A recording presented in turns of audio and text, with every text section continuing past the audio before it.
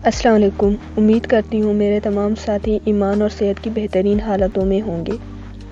آج ہم ایک کہانی پڑھیں گے جس کا موضوع کچھ یوں ہے: عقل اور روزی۔ چلیں پھر ہم کہانی سٹارٹ کرتے ہیں۔ جب ہارون رشید نے مصر فتح کیا تو اس نے اپنے ایک حبشی غلام جس کا نام خفیف تھا کو اس کا گورنر مقرر کیا۔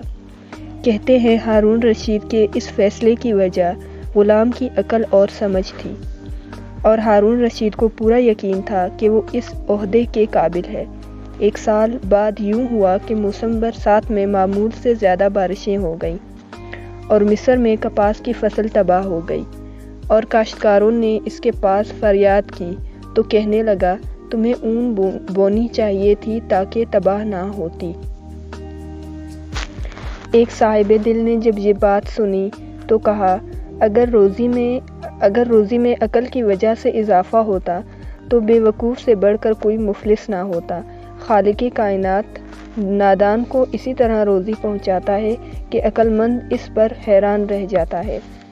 نتیجہ: ماضی کو کوسنے کی بجائے موجودہ حالات سے بہتر طریقے سے نپٹا جائے اور مستقبل کے لیے بہترین تدابیر اپنائی جائے اور اللہ پر توکل اور اس کا شکر ادا کرتے ہوئے آگے بڑھا جائے۔